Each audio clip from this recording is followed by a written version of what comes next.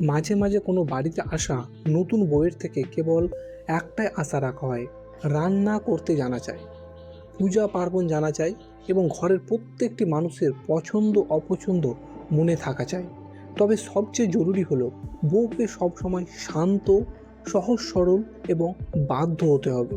কিন্তু ভাবুন তো, যদি সেই বাড়িতে আসা বউয়ের অতীত এমন হয়ে যায় যার ব্যাপারে পরিবার তো দূরের কথা, তার নিজের স্বামীও ঠিকঠাক জানে না।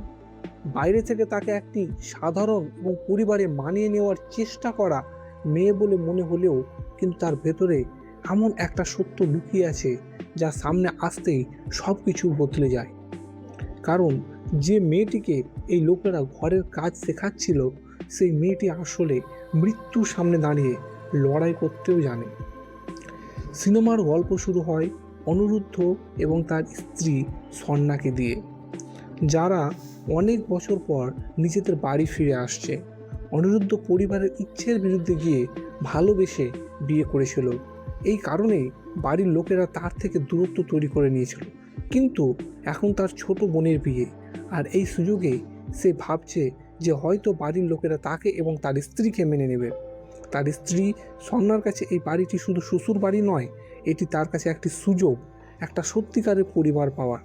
কারণ সে ছোটবেলা থেকেই এতিমখানায় বড় হয়েছে। না আছে বাবা মায়ের ছায়া, না কোনো জাতিকুলের ব্যাকগ্রাউন্ড, আর না কোনো পারিবারিক ঐতিহ্যের জ্ঞান।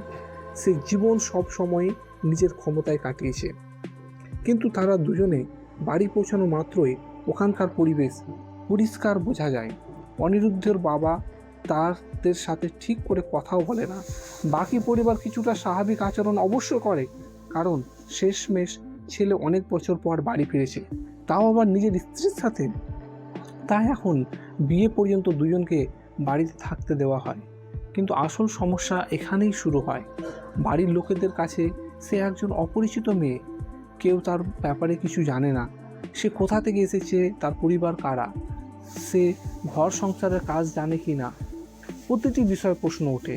স্বর্ণা পরিষ্কার জানিয়ে দেয় যে সে এতিমখানায় বড় হয়েছে এবং ট্র্যাডিশনাল রিচুয়াল সম্পর্কে তার তেমন কোনো ধারণা নেই।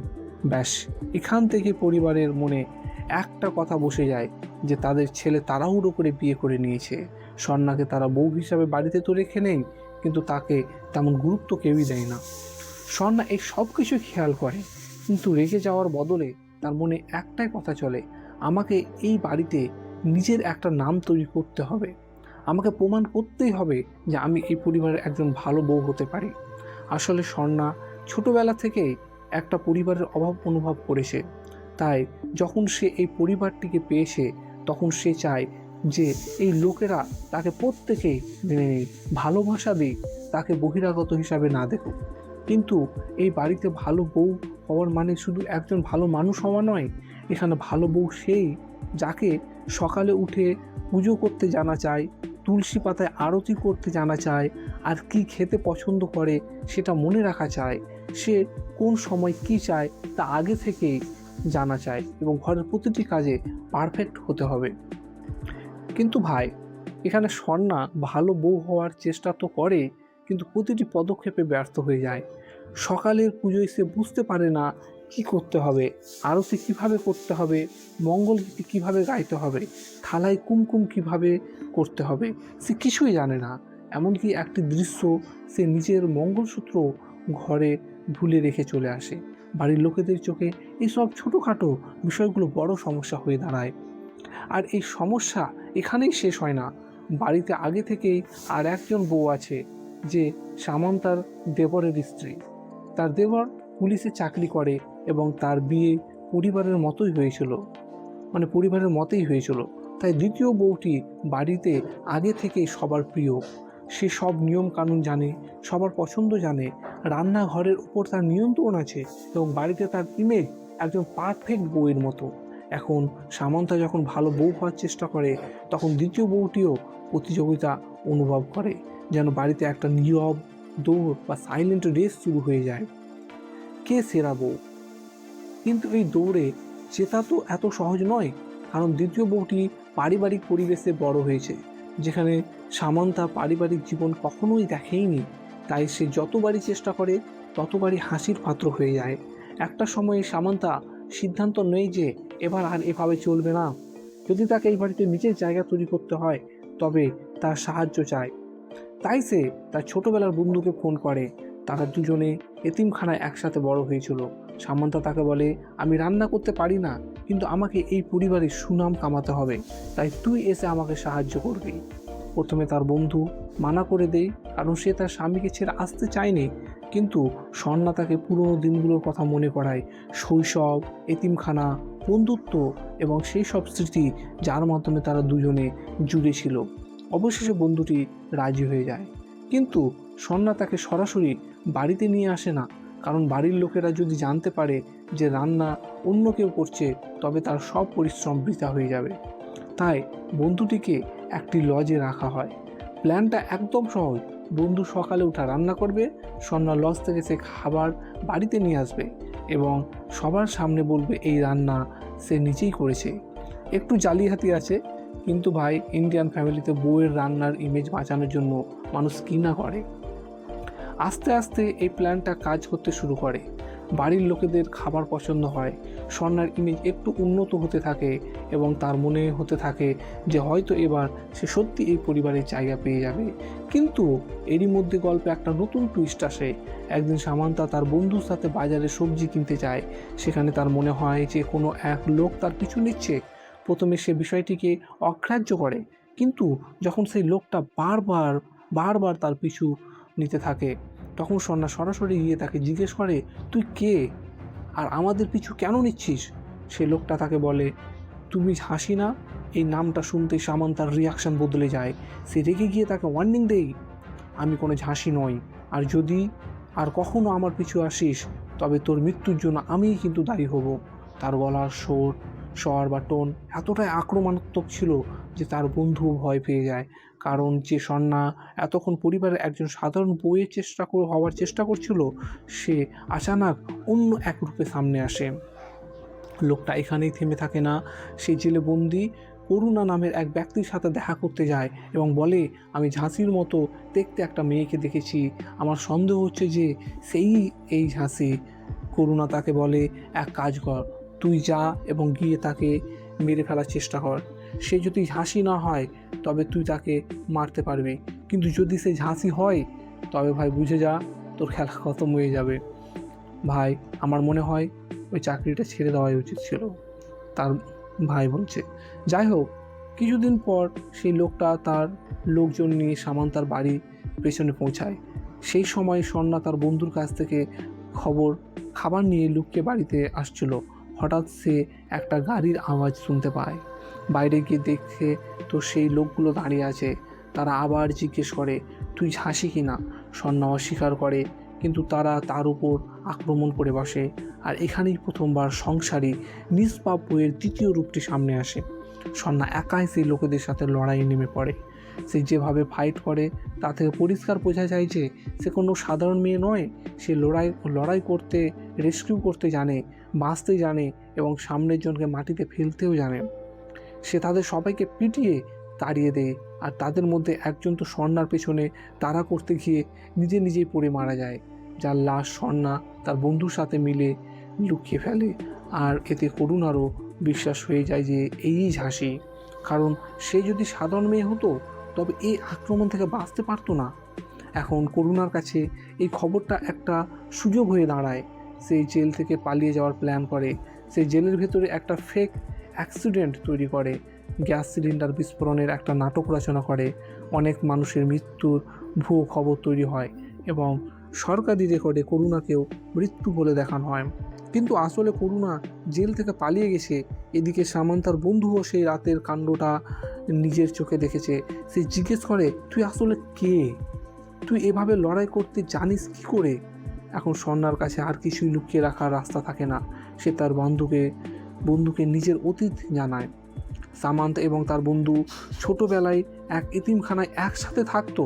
পরে তার বন্ধুকে একটা পরিবার দত্তক নিয়ে নেয় এবং তার জীবন স্বাভাবিক হয়ে যায়। কিন্তু স্বর্ণা তো ওখানেই থেকে যায়। সে আশ্রমে একজন ওয়ার্ডেন ছিল যে বাচ্চাদের দিকে খারাপ নজরে তাকাতো, সন্না খুব তাড়াতাড়ি বুঝতে পেরেছিল যে এই জায়গাটা তার জন্য নিরাপদ নয়, তাই সে সেখান থেকে পালিয়ে যায়। এরপর তার জীবন সংগ্রামে ভরে ওঠে। যে কাজ পেত সেটাই করত, যেখানে জায়গা পেত সেখানেই ঘুমাতো। পরে সে একটা লজে কাজ পায়, কিন্তু সেখানেও কিছু লোক তার দিকে খারাপ নজরে তাকাতো, তাকে বিরক্ত করত। এই লজেই একদিন কিছু লোক আসে যারা জঙ্গল থেকে ক্ষমতা ও শোষণের বিরুদ্ধে লড়াই করা একটা গ্রুপের সাথে যুক্ত ছিল। তাদের সাথে কিছু মহিলাও ছিল যারা ভীষণ নির্ভীক ছিল। সন্না প্রথমবার এমন নারীদের দেখে যারা ভয় পায় না, ভয় না পেয়ে সামনে দাঁড়িয়ে জবাব দেয়। তাদের থেকে অনুপ্রাণিত হয়ে সামান্তার ভেতরেও তার সাহস আসে। যখন লজের এক লোক তার সাথে খারাপ কিছু করার চেষ্টা করে, তখন সামান্তা সেই লোকটির ওপর হামলা করে বসে। ঠিক সেই মুহূর্তেই সে বুঝতে পারে যে ভয় পেয়ে পেয়ে বেঁচে থাকার চেয়ে নিজের জন্য লড়াই করা অনেক ভালো। এরপর সন্না সেই গ্রুপে সামিল হয়ে যায়। সেখানে তার নাম হয় ঝাঁসি। এই গ্রুপের লিডার ছিল করুণা। শুরুতে এই গ্রুপটিকে শোষণের বিরুদ্ধে লড়াই করা গ্রুপ বলে মনে হতো, কিন্তু ধীরে ধীরে করুণা বদলে যেতে থাকে। তার মধ্যে টাকার লোভ চলে আসে। সে সেই সব জায়গায় সাথে ডিল করতে শুরু করে যাদের বিরুদ্ধে লড়াই করার দাবি সে করত। নিজের লোকেদেরই সে ধোঁকা দিতে শুরু করতে। সন্না যখন করুণার আসল রূপ জানতে পারে, তখন সে তাকে পুলিশের হাতে ধরিয়ে দেওয়ার প্ল্যান করে। সে পুলিশকে করুণার লোকেশন জানিয়ে দেয় এবং করুণা গ্রেপ্তার হয়ে যায়। এরপর সামান্তা সেই গ্রুপ থেকে বেরিয়ে আসে। সে তার পুরনো পরিচয় ঝাঁসিকে পেছনে ফেলে একটা নর্মাল লাইফ কাটাতে চেয়েছিল। তারপর তার স্বামীর সাথে তার দেখা হয়, দুজনে লাভ ম্যারেজ করে এবং এখন সে সেই পরিবারেরই একজন ভালো বউ হওয়ার চেষ্টা করছে। অর্থাৎ স্বর্ণার স্ট্রাগল শুধু রান্না শেখার ছিল না, সে তার পুরনো জীবনকে পেছনে ফেলে একটা নতুন বাড়ি, নতুন পরিচয় এবং নতুন শান্তি চেয়েছিল। কিন্তু করুণার ফিরে আসা তার শান্তিকে ভেঙে চুরমার করে দেয়। করুণা স্বর্ণার সাথে দেখা করতে আসে এবং তাকে তার পুরনো নাম ঝাঁসি বলে ডাকে। সে বলে, আমি তোকে বাঁচিয়েছিলাম, তোকে স্বাধীনতা দিয়েছিলাম, জীবন দিয়েছিলাম, কিন্তু ভাই আসলে এই নাটকের পেছনে কোনো সাহায্য নয়, বরং একটা পজিটিভনেস লুকিয়েছিল। স্বর্ণা তাকে জোর করে তাকে বলে, এখন আমার বিয়ে হয়ে গেছে, আমি পুরনো জীবন ছেড়ে দিয়েছি, আমাকে শান্তিতে বাঁচতে দাও। বাইরে থেকে করুণা এমন দেখায় যেন সে তার পিছু ছেড়ে দিয়েছে, কিন্তু ভেতর থেকে সে স্বর্ণাকে পেতে চায়। সে তাকে হুমকি দিতে শুরু করে, তুই যদি আমার সাথে না আসিস তবে আমি তোর অতীতের সত্যিটা তোর শ্বশুরবাড়ির লোকেদের বলে দেবো। আর টাইমিংটাও এমন হয় যে বাড়িতে বোনের বিয়ে চলছিল, করুণা নিজের স্বর্ণার মামা বলে পরিচয় দিয়ে বাড়িতে ঢুকে পড়ে এবং তাকে মেন্টালি টর্চার করতে থাকে। সে পরিষ্কার বলে দেয়, তোর বিয়ে হয়ে গেছে তো কী হয়েছে, তুই আমার সাথেই চলবি, যদি না আসিস তবে আমি তোর পরিবারকে শেষ করে দেবো। এখন স্বর্ণা বুঝতে পারে যে সত্যি লুকিয়ে রেখে সে পরিবারকে সেফ রাখতে পারবে না, তাই সবচেয়ে আগে সে তার দেওরকে সত্যিটা বলে দেয় যে পুলিশে আছে। সে জানায় যে করুণা মরেনি, বরং একটা ফেক ডেথ রেকর্ড বানিয়ে ফেলেছে। তারপর সে তার স্বামীকেও সত্যিটা বলে। স্বামী একটু শক্ট হলেও স্বর্ণার সাথে হাত বা সাঁত ছাড়ে না। সে এবং তার পুলিশ ভাই মিলে করুণাকে ধরিয়ে দেওয়ার প্ল্যান করে। যেহেতু সরকারি রেকর্ডে করুণা মৃত, তাই যদি তার একটা বর্তমান ছবি ডিজিপি পুলিশ পর্যন্ত পৌঁছে যায়, তবে পুলিশ নিশ্চিত হয়ে যাবে যে সে বেঁচে আছে। প্ল্যান অনুযায়ী তার ছবি পাঠানো হয় এবং পুলিশ করুণাকে আবার অ্যারেস্ট করে নেয়। বাট করুণা এত সহজে হার মানার পাত্র নয়। সে বুঝতে পারে যে এই সব কিছুই স্বর্ণা করিয়েছে। সে পুলিশ হেফাজত থেকে আবার পালিয়ে যায় এবং নিজের গ্যাং নিয়ে স্বর্ণার বাড়িতে অ্যাটাক করার প্রস্তুতি নেয়। এবং স্বর্ণাও চূড়ান্ত সিদ্ধান্ত নেয়। সে পুরো পরিবারকে বসিয়ে নিজের অতীতের সব কথা বলে দেয়। সে জানায় কিভাবে সে এতিমখানা থেকে পালিয়েছে এলো, কিভাবে খারাপ পরিস্থিতির কারণে ঝাঁসি হয়েছিল এবং কিভাবে করুণার মতো লোকের হাত থেকে বেঁচে একটা নর্মাল লাইফ বাঁচতে চেয়েছিল। পরিবারের জন্য এই সত্যিটা শোনা সহজ ছিল না। শুরুতে শখ, রাগ এবং কষ্ট সবই আসে, কিন্তু তারপর তারাও বুঝতে পারে যে সামান্তা কোনো খারাপ মানুষ নয়। সে তো কেবল জীবনের সাথে লড়াই করতে করতে এখানে এসে পৌঁছেছে এবং এইবার পরিবার তাকে বহিরাগত বলে মনে করে না। তারা বলে, তুই আমাদের ঘরের বউ, আমাদের নিজেদের মানুষ এবং আমরা তোর পাশে দাঁড়িয়ে আছি। আর ভাই, এখান থেকেই সিনেমার ইমোশনাল পয়েন্ট স্ট্রং হয়ে ওঠে। যে পরিবারের সামান্তা নিজেকে প্রমাণ করার জন্য পুজো করা আর পারফেক্ট বউ হতে চেয়েছিল, সেই পরিবারই শেষ পর্যন্ত তার অতীত জানার পরেও তাকে মেনে নেয়, কারণ আসল পরিবার তো সেটাই হয় যা সত্য জানার পরেও হাত ছেড়ে দেয় না। রাতে করুণা তার গ্যাং নিয়ে বাড়িতে হামলা করে। এখন একদিকে করুণা এবং তার লোকজনের আছে, আর অন্যদিকে সামান্তার পুরো পরিবার। ক্লাইম্যাক্সের ফাইট শুরু হয়। করুণা বন্দুক নিয়ে সামান্তাকে নিজের সাথে নিয়ে যাওয়ার চেষ্টা করে, কিন্তু এবার সামান্তা একা নয়, পুরো বাড়ি তার সাথে দাঁড়িয়ে আছে। সামান্তা আবার তার সেই পুরনো হাসির রূপে ফিরে আসে এবং এক এক করে করুণার লোকেদের সাথে লড়াই করতে শুরু করে। মানে এখানে আমাদের একটা বেশ ভালো অ্যাকশন সিকুয়েন্স দেখতে পাওয়া যায় এবং শেষ পর্যন্ত স্বর্ণা করুণাকে মেরে ফেলে, কিন্তু মরার আগে করুণাও স্বর্ণাকে গুলি করে দেয়। তবে স্বর্ণা বেঁচে যায়। করুণার মরার সাথে সাথেই সামান্তার জীবনের সবচেয়ে বড় ভয় শেষ হয়ে যায়। এখন আর তার অতীত তাকে ব্ল্যাকমেল করতে পারবে না, না কোনো মিথ্যা পরিচয় তাকে বেঁধে রাখতে পারবে। এন্ডিংয়ে সামান্তা অর্থাৎ ফাইনালি এই পরিবারের একটা অংশ হয়ে যায়। সে শুধু এই কারণেই ভালো বউ প্রমাণিত হয় না যে সে রান্না করতে শিখে গেছে বা পুজো করতে শিখে গেছে, সে এই কারণে ভালো বউ প্রমাণিত হয় কারণ সে নিজের সত্যিকে স্বীকার করেছে, পরিবারকে বাঁচিয়েছে এবং নিজের অতীত থেকে পালিয়ে যাওয়ার বদলে তার মুখোমুখি হয়েছে। অবশ্যই এই মুভিটি একটু পলিটিক্যাল অ্যাঙ্গেলও দেখানো হয়েছে, যার কারণে অনিরুদ্ধর পরিবারকেও কিছু শত্রু বেরিয়ে আসে এবং তাদের কারণেই সেই স্পেশাল বাস ফাইট সিকোয়েন্স দেখতে পাওয়া যায়। আর একটা চেস সিকোয়েন্স স্বর্ণা তাদের পরিবারকে বাঁচায়, যাতে তার ইমেজ আরও একটু ভালো হয়। কিন্তু সেই অল্প অংশটুকু যদি সিনেমা থেকে বাদ দিয়েও দাও, তাহলে কাহিনীর ভেতরে কোনো তফাৎ করবে না, কারণ এর কোর স্টোরি অন্য কিছু। তাই সে ব্যাপারে আমরা ডিটেলসে বলিনি। এই মুভিটা আসলে এটাই বলতে চাই যে একটা নারীর মূল্য শুধু এই বিষয় দিয়ে বিচার করা উচিত নয় যে সে রান্নাঘরে কাজ জানে কি না। প্রত্যেকটি মানুষের নিজস্ব একটা গল্প থাকে, নিজের একটা স্ট্রাগল থাকে এবং অনেক সময় যে মেয়েটিকে বাইরে থেকে দুর্বল বা সাধারণ মনে হয়, তার ভেতরে এমন শক্তি লুকিয়ে থাকে যা কেউ আন্দাজ করতে পারে না। সামান্তার গল্প শুধু একজন বউয়ের গল্প নয়, এটি এমন একটি মেয়ের জার্নি যে ছোটোবেলায় পরিবার পায়নি, খারাপ লোকেদের সাথে লড়াই করতে হয়েছে, নিজের পরিচয় বদলাতে হয়েছে, কিন্তু একটা নর্মাল এবং পিসফুল লাইফ পাওয়ার আশা কখনো ছাড়েনি এবং শেষমেশ সে সেটাই পায় যার খোঁজ সে সবসময় করছিল। এমন একটা ঘর যেখানে তাকে তার অতীতের জন্য জাজ করা হয় না, বরং তার সত্যের সাথে তাকে মেনে নেওয়া হয়। তো মোট কথা, সিনেমার গল্পটা সরল মনে হলেও একটি নারীর লড়াই, পরিবারের নিজের জায়গা তৈরির চেষ্টা, পুরনো ক্ষমতাগুলো সামনে আসার বিষয়টিকে খুব পরিষ্কারভাবে তুলে ধরে। মুভিটি আমাদের এটাও দেখায় যে কোনো মানুষ শুধু তার ব্যাকগ্রাউন্ডে জাজ করা খুব সহজ, কিন্তু তার পেছনে গল্পটা বোঝা ততটাও জরুরি।